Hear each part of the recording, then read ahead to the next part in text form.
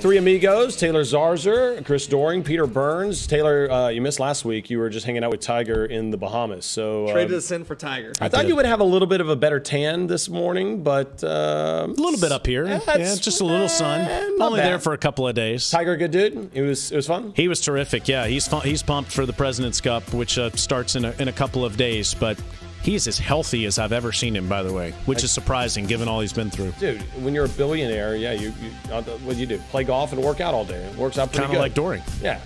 Well, not so much. Minus the billions. Jamie Curtis is in here. Number one seeded teams have won the college football championship. Should LSU be worried about previous outcomes? Are you a statistics and just I don't put anything on roulette on this number for whatever reason? No, here's the thing that's going to happen though. At some point in time, that has to end, and better year than ever for that to change. I mean, LSU. We go back to our last segment as Kirby was talking about. They have everything: a complete team, an arsenal of weapons on offense, a defense now that's playing better. And you know what the most important thing on a championship run is? Staying healthy at key positions. And I thought that's one of the biggest factors. And Kirby mentioned it.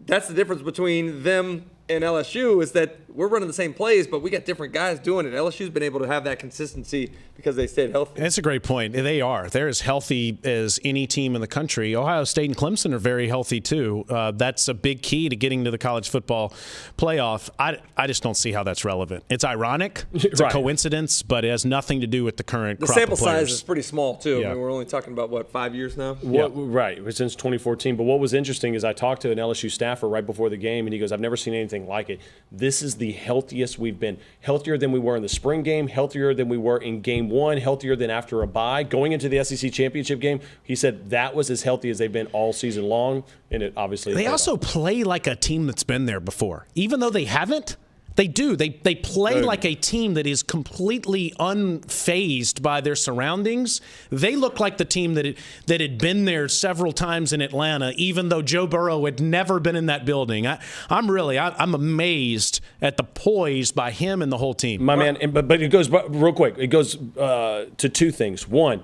I saw Ed Ogeron be as comfortable as ever. I thought he might be tight from the press conference, and even on the field, I interviewed him. He was great. But the second part about that is that when they came off the bus, I'd never seen an LSU team like that. It reminded me of many Alabama teams that I've seen get off the bus and just go, these are just cyborgs ready to destroy your college football dreams. That's what they ended up doing to Georgia. All right, let's turn the page to something else that went on this weekend, and that's coaching hires. Look at this guy hosting right now. Yeah, I like a good transition. That's enough of you, Burns. Time for a segue. Here's the thing, though. We all selfishly look at how different things in this conference are going to affect us covering this league. And I look at you.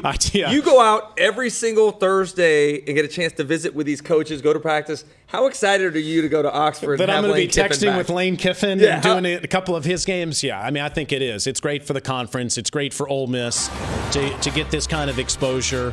We had him on our radio show that I did with Greg McElroy for 5 years. We had him on for a couple of years, and you just never knew what you were going to get each and every week from Kiffin. I think that Lane is a fantastic play caller, guys. I think he's one of the best at any level of football. No one can disagree with that. And my big concern, though, will continue to be this.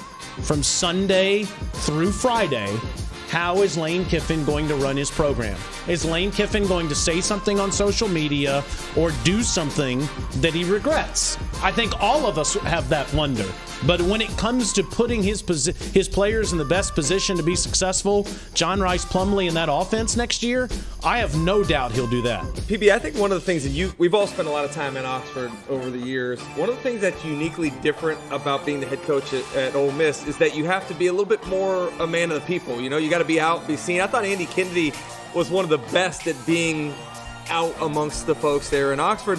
I get the feeling that Lane Kiffin would almost embrace having an opportunity to be out amongst the folks. This was so Saban-esque, by the way. Remember when Saban showed up in T-Town and he was just in shock? Kiffin holding babies. The comments Hold the neck better. Comments that father made to Kiffin too. I don't know if you heard that, PB. The advice on using a burner phone. Get you a burner phone. That's something else. Just means more here in the SEC. But I think your question is interesting because as an offensive coordinator, we talked about it. No doubt, brilliant, right? But has he changed? And what I mean by that is, did you grow up? We saw Ed Ogeron change from the first go at Ole Miss. Tell me what specifically you think he needs to change. When you look back, what are we talking about when it comes to being the coach that he needs to change? I think, one, not get into recruiting issues, and that's something that he left at Tennessee. They had issues in the 1 year that he was gone.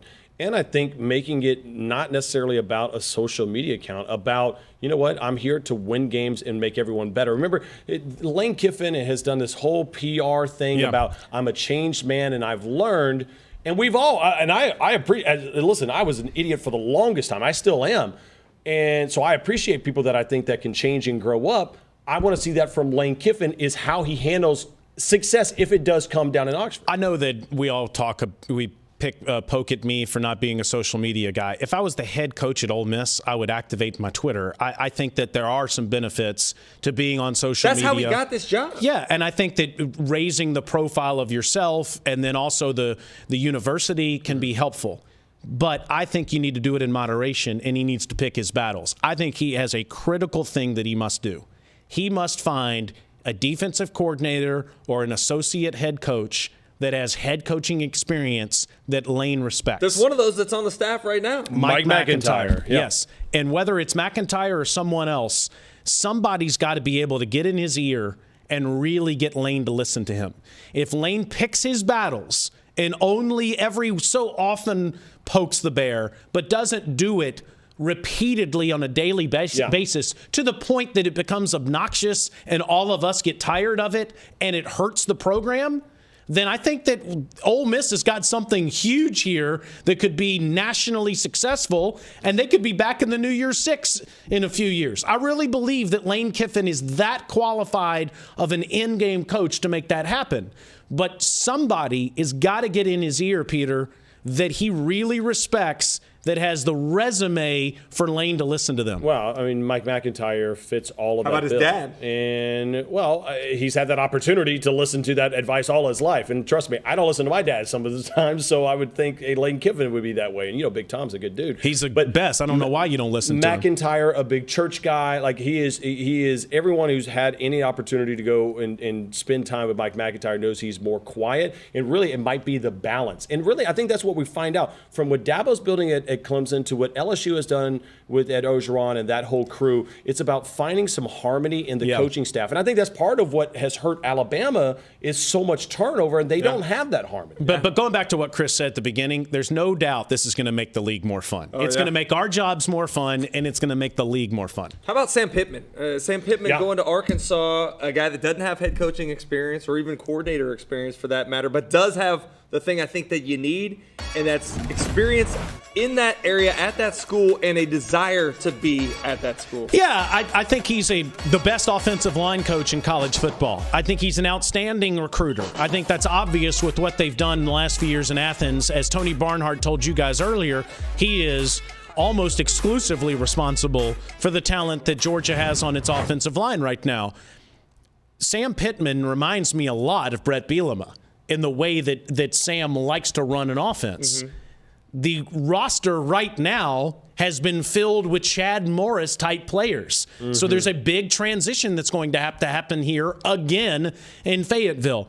Like we just said with Lane Kiffin finding somebody that he respects in his ear, Sam Pittman must find a dynamic play caller, somebody that is in complete control of calling this offense. Yeah. Sam Pittman can be the Dabo Swinney, Ed Ogeron of the program, the face of the program, somebody that is so passionate about recruiting. And everybody will love that because Sam is a delightful guy that everybody loves being around, commands respect.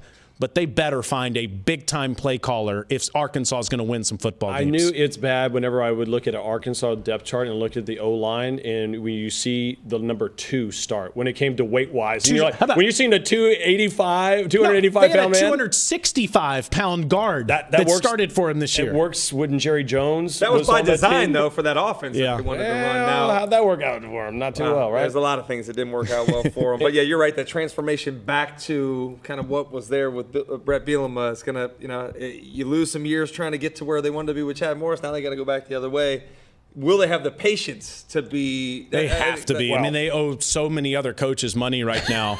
They've got to be patient. This is going to, no matter what happens on the field, they're going to have to ride with Pittman for at least 3 years. Well, and it takes at least 3 years to get your O-line ready to go in the way that Pittman wants it. Also, Eli Drinkwitz it appears that he'll be taking over for Barry Odom over in Como.